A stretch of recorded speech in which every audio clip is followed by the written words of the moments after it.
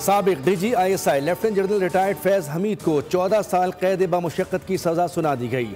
ISPR के मुताबिक field general court martial ने फैज़ हमीद को 14 साल कैद बमुशक्कत की सज़ा सुनाई। साबिक लेफ्टिनेंट जनरल फैज़ हमीद के खिलाफ फील्ड जनरल कोर्ट मार्शल का ये अमल 15 माह तक जारी रहा। मुलजिम के खिलाफ 4 इल्ज़ामात पर कार्रवाई की गई। उन इल्ज़ामात में सियासी सरगर्मियों में मुलव्विस होना, ऑफिशियल सीक्रेट एक्ट की खिलाफ वर्जी, इख्तियारात और सरकारी वसाइल का गलत इस्तेमाल और मुतल्लिका अफराद को नाजायज़ नुकसान पहुँचाना शामिल हैं। ISPR का कहना है कि तवील और मेहनत तलब कानूनी कार्रवाई के बाद मुलजिम तमाम इल्ज़ामात में कसूरवार करार पाया गया है।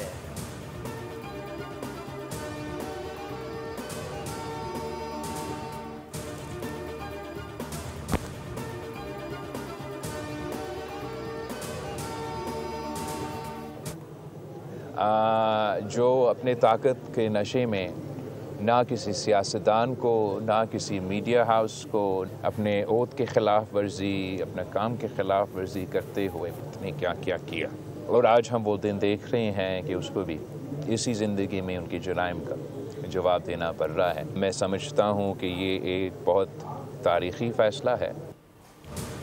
फैज़ हमीद से मुताल्लिक तारीख़ी फ़ैसला है। मज़ीद ट्रायल भी जारी है। फैज़ हमीद के पास अपील के लिए भी फोरम होंगे। मेरे ख्याल में इनको तौबा करने की ज़रूरत है। चेयरमैन पीपल्स पार्टी बिलावल भुट्टो कहते हैं कि PTI अपने तर्ज अमल से विफाक को मजबूर कर रही है कि सख्त इक़दाम उठाए जाएँ। बानी PTI को अपने जराइम का जवाब देना पड़ रहा है। ये अपने दौर में ताकत के नशे में धमकियाँ देते रहे। मज़ीद बोले कि KP में गवर्नर राज पर कोई बात नहीं हुई।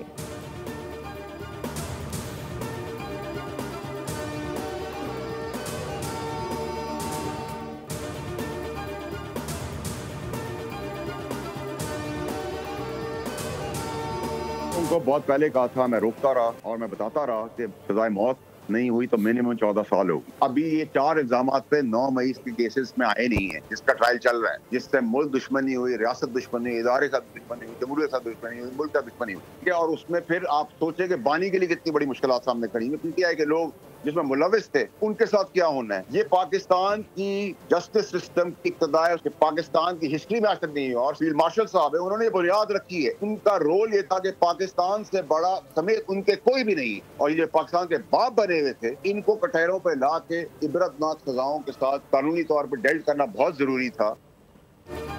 मेरी ये बात भी ठीक साबित हुई कि फैज़ हमीद को 14 साल कैद बमुशक्कत की सज़ा सुनाई गई। अभी तो शुरुआत हुई है। 9 मई केसेस बाकी हैं। सेनेटर फैसल वाडा ने बोल न्यूज़ से गुफ्तगू करते हुए कहा कि ये लोग पाकिस्तान के बाप बने हुए थे, इन्हें कटहरे में लाना ज़रूरी था। अब सज़ा और जज़ा की बुनियाद रख दी गई है। 9 मई जिस सियासी पार्टी ने किया उसका फैसला दीवार पर नज़र आ रहा है। उन्होंने तबाही मचाई, रियासत, सियासत, अदलिया और जमहूरियत को नुकसान पहुँचाया। मीडिया पर कब्जे की कोशिश की, जो ड्रामेबाजी PTI ने और उनके बानी ने की, जिस बर्बरियत से लोगों को मरवाया गया, अपने ही इदारे, शुहदा, यादगारों को नुकसान पहुंचाया गया। मैं इन लोगों को इसी चीज़ से रोक रहा था, बताया था कि इसकी वापसी नहीं।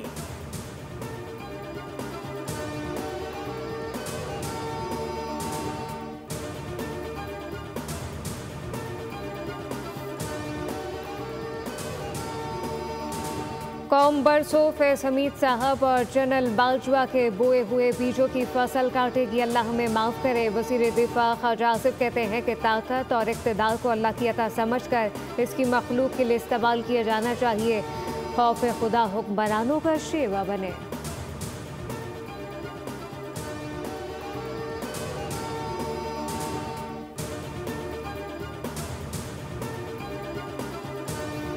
कि ये पाकिस्तान के लिए बहुत बड़ा दिन है कि रेड लाइंस क्रॉस करने वाले, लोगों के साथ जुल्म ज्यादती करने वाले, अपनी पोजीशन का गलत इस्तेमाल करने वाले, सियासत में अपने आप को मुलविस करने वाले एक ऐसे शख्स को सजा हुई है। और एक रूल ऑफ लॉ के लिए और एक ड्यू प्रोसेस, जो 15 माह एक ट्रायल चलता रहा शफाफ तरीके से, साबित ही हुआ कि जो फौज के अंदर इंटरनल अकाउंटेबिलिटी का मैकेनिज्म है वो बड़ा स्ट्रॉन्ग है।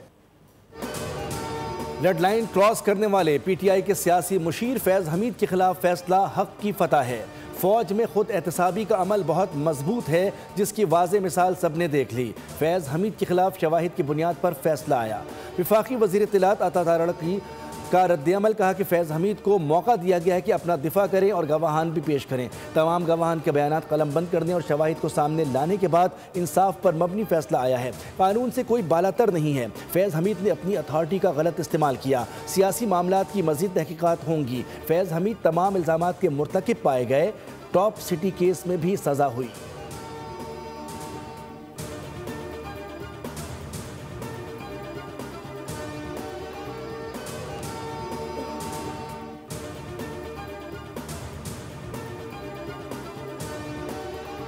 हमीद साहब शाह सफेद के मालिक थे और जो वो चाहते थे वो करते थे।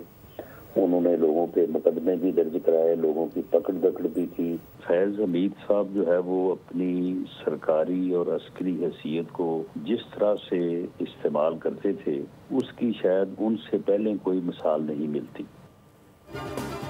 फौज में एहतसाब का अपना एक अमल है जिसके तहत फैज़ हमीद पर 4 इल्ज़ामात साबित हुए। मुशीर वज़ीर आज़म राना सनाउल्लाह ने कहा कि फैज़ हमीद ने अपने अख्तियारात और ओहदे का नाजायज़ इस्तेमाल बबांग दोहल किया। अभी मज़ीद तहकीकात और कार्रवाई जारी है।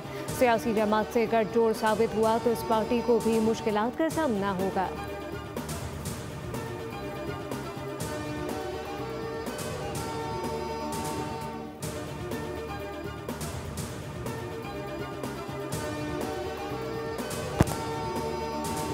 खान साहब वज़ीर आज़म थे तो हुकूमत तो फैज़ हमीद साहब भी चला रहे थे, तो उसको होगी केस में बाकी भी कोई मुलविस होगा या बाकी भी किसी के नाम होंगे तो उनको डेफिनेटली उनको भी ट्रायल किया जाएगा। बानी कोई ऊपर से उतरी कोई मखलूक नहीं है, उसको सज़ा नहीं हो सकती, उसको क्यों सज़ा नहीं होगी, वो कोई और मखलूक है। फौज ने अपने निज़ाम के तहत मुताल्लिक़ा अफसर को सज़ा दी। सज़ा सबके लिए वाज़ेह पैगाम है कि इख्तियारात से तजावुज़ ना करें। गवर्नर KP फैसल करीम कुंडी कहते हैं कि रियासत सबसे पहले है, सियासत बाद में। बानी चेयरमैन भी रियासत से बालातर नहीं, अदालतें सज़ा देने की मिजाज हैं। KP में रोज़ाना दहशतगर्दी हो रही है। विफाक और सूबों को एक पेज पर आना होगा। वज़ीर आला का DPO पर स्टेज पर उंगली उठाना गैर मुनासिब इक़दाम था। एक साथी ने प्लस्तर बांध लिया है। मालूम नहीं असली है या एहतजाज से निकलने का बहाना है।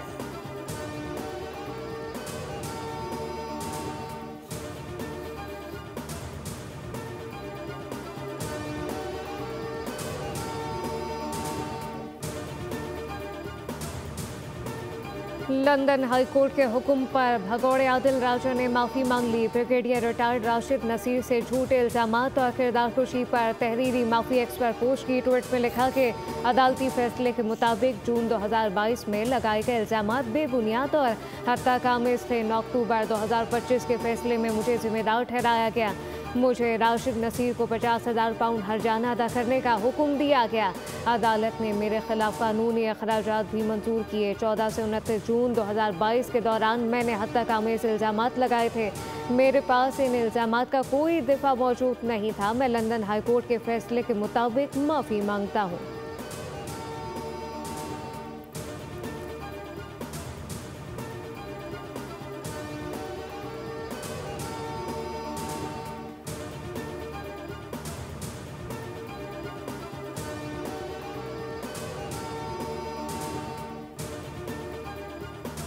वज़ीर आज़म शहबाज शरीफ का 2 रोज़ा दौरा तुर्कमानिस्तान। अशखाबाद में तुर्कमानिस्तान के सदर से मुलाकात। मुस्तकिल गैर जानिबदारी की 30वीं सालगिरह पर मुबारकबाद। वज़ीर आज़म का 2 तरफ़ा ताल्लुकात खुसूसन तिजारती और इक़्तिसादी रवाबित मजबूत बनाने के अज़्म का इआदा। कहा कि तुर्कमानिस्तान कराची और बंदरगाह गवादर की जनूबी एशिया तक रसाई बढ़ाने के लिए इस्तेमाल कर सकता है। शहबाज शरीफ आलमी रहनुमाओं से भी मुलाकातें करेंगे। वो बैनुल अक़वामी साल बराए अमन व एतमाद, आलमी दिन बराए गैर जानिबदारी और तुर्कमानिस्तान के 30 साला मुस्तकिल गैर जानिबदारी की सालगिरह के फोरम में शिरकत करेंगे।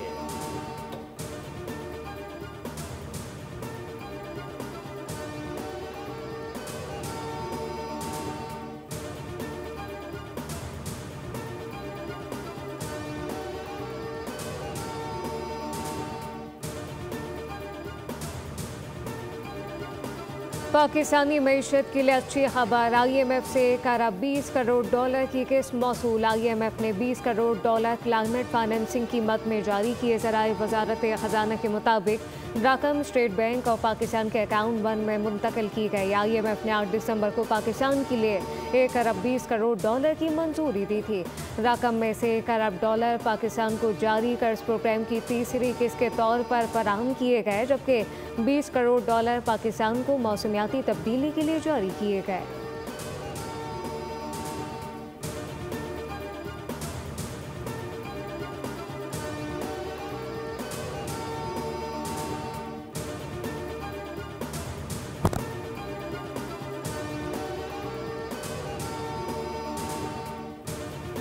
बिजनेस कम्युनिटी हुकूमती पॉलिसियों के खिलाफ खुलकर सामने आ गई। SM तनवीर कहते हैं कि बिजली की कीमत 13 सेंट पर है। महंगाई में कमी के बावजूद शरह सूद 11% पर है। ऐसे में मईशत नहीं चल सकती। फेडरेशन के सदर आतिफ इकराम ने हुकूमती इंक्रीमेंटल पैकेज मुस्तरद कर दिया। कहा कि खित्ते में सबसे महंगी बिजली पाकिस्तान में है।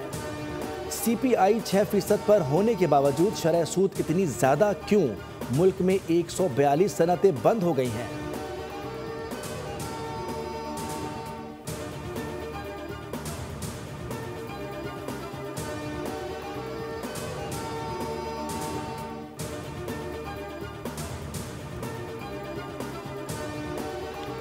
नॉर्वे के सफीर को पाकिस्तान के अंदरूनी मामलात में मुदाखलत करना महंगा पड़ गई। दफ्तर खर्जा का सख्त इक़दाम डिमांड जारी कर दिया गया। आज़ाद खुद मुख्तार कानून पर अमल दरामद करने वाली हार्ड स्टेट क्या होती है, पाकिस्तान ने वाज़ेह कर दिया। 11 नवंबर 2025 को नॉर्वे के सफीर की जानिब से सुप्रीम कोर्ट ऑफ पाकिस्तान में एक अदालती कार्रवाई में शिरकत न सिर्फ सिफारती हद से तजावुज़ था, बल्कि पाकिस्तान के अंदरूनी अदालती मामलात में बराह रास्त मुदाखलत थी। इक़दाम बयाना कन्वेंशन 1961 के आर्टिकल 41 की खुली खिलाफ वर्जी करार। तर्जुमान दफ्तर खर्जा ने कहा कि पाकिस्तान अंदरूनी मामलात में मुदाखलत बर्दाश्त नहीं करेगा।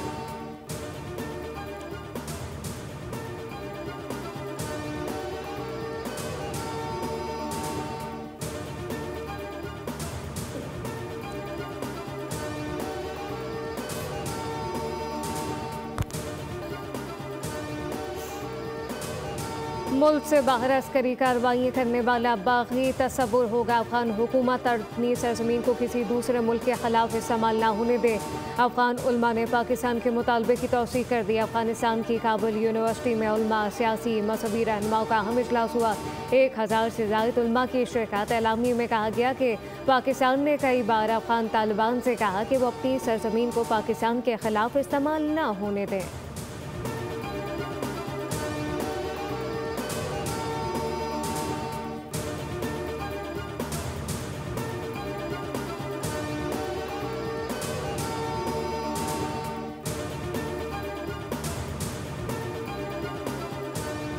पाकिस्तानी F-16 तैयारों की सलाहियतों में मजीद इजाफा। अमरीका ने लड़ाका तैयारों के लिए जदीद टेक्नोलॉजी फरोख्त करने की मंजूरी दे दी। अमरीका $686 मिलियन से पाकिस्तानी F-16 को जदीद बनाने में मदद करेगा। अमरीकी डिफेंस सिक्योरिटी को ऑपरेशन एजेंसी ने कांग्रेस को आगाह कर दिया। अपग्रेडेशन के F-16 की सर्विस लाइन 2040 तक बढ़ जाएगी। पाकिस्तान को जदीद टेक्नोलॉजी की फरोख्त खारजा पॉलिसी और कौमी सलामती के अहदाफ की तकमील में मावन होगी।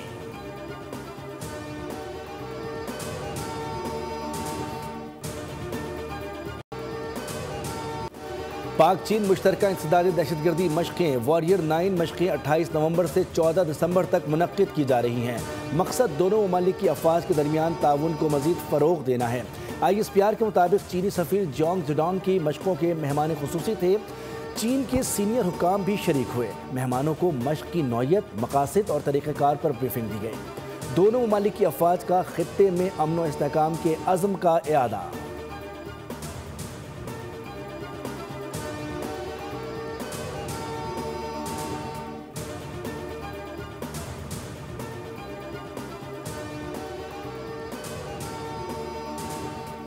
हादसात न रोके जा सके, लेकिन चालानों के लिए भरपूर इकदाम। कराची में पहली मरतबा ड्रोन सर्विलेंस सिस्टम के जरिए चालान का आगाज कर दिया गया। ट्रैफिक पुलिस ने सेफ सिटी अथॉरिटी प्रोजेक्ट के तहत ड्रोन कैमरों का इस्तेमाल शुरू कर दिया।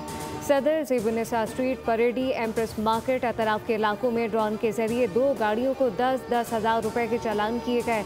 ड्रोन सर्वेलेंस सिस्टम के जरिए नो पार्किंग की खिलाफ वर्जी पर चालान किए गए। DIG ट्रैफिक का कहना है कि 29 दिसंबर के बाद जुर्माने की अदायगी की जुर्माना डबल हो जाएगा।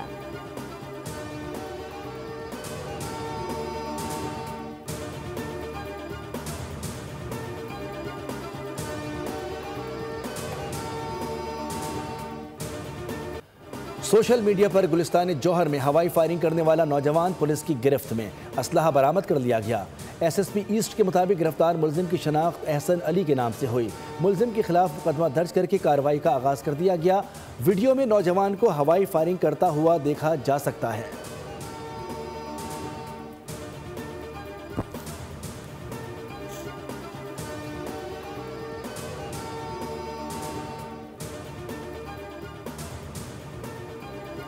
गटर का ढक्कन चोरी होने पर कराची में पहला मुकदमा दर्ज कर लिया गया। बगदादी पुलिस ने गटर का ढक्कन चोरी करने पर मुकदमा दर्ज किया, मुलजिम गिरफ्तार। पुलिस के मुताबिक 15 मददगार पर चोरी होने की इतला मिली थी। ढक्कन चोरी करने वालों और खरीदार दोनों के खिलाफ सख्त कार्रवाई की जाएगी।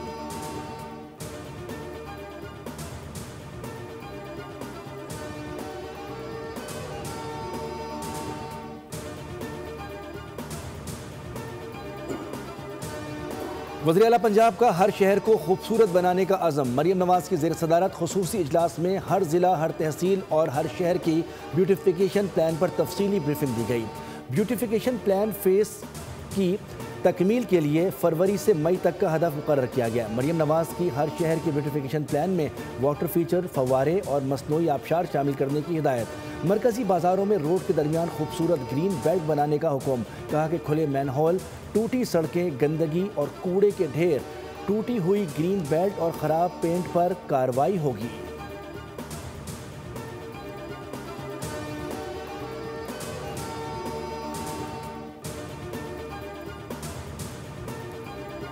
भारत का खेल से खिलवाड़। ICC mains T20 world cup 2026 के टिकटों के पोस्टर से सलमान अली आखिर की तस्वीर गायब। पोस्टर पर Bharat, England, south Africa, Sri Lanka और ऑस्ट्रेलिया के कप्तानों की तस्वीर मौजूद। ICC ने टिकट जारी करने का पोस्टर सोशल मीडिया पर शेयर किया।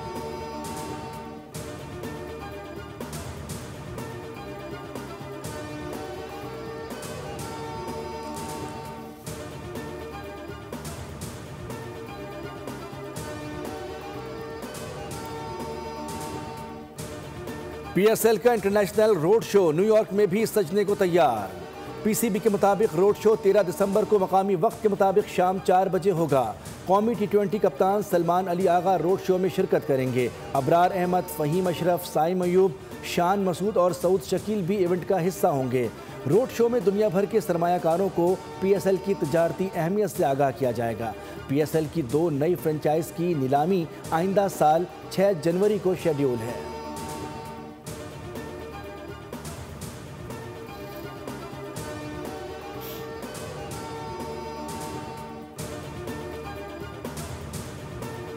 कराची में जारी 35वीं नेशनल गेम में खवातीन का स्विमिंग इवेंट पाकिस्तान आर्मी के नाम। आर्मी की स्विमर ने 12 गोल्ड मेडल के साथ जनरल ट्रॉफी जीत ली। सिंध ने 4 तलाई तमगों के साथ दूसरी और वापडा ने 3 गोल्ड मेडल के साथ तीसरी पोजीशन हासिल की।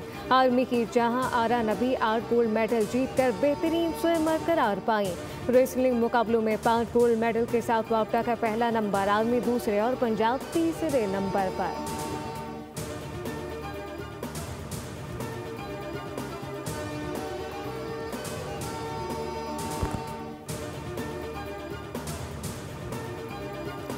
प्रो हॉकी लीग में पाकिस्तान टीम अपना दूसरा मैच कल अर्जेंटीना के खिलाफ खेलेगी। ग्रीन शर्ट्स को पहले मैच में नेदरलैंड्स के हाथों 5-2 से शिकस्त हुई।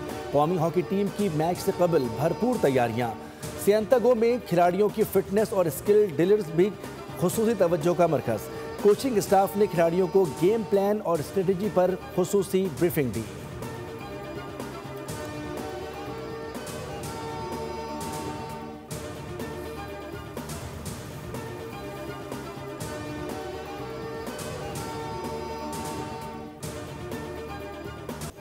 और बेघर शख्स की सफाकी की इंतहा, साइबर सिक्योरिटी के माहिर पर हमला, एक्शन और सस्पेंस से भरपूर फिल्म रेंटलेस का ट्रेलर जारी। फिल्म आइंदा साल रिलीज होगी।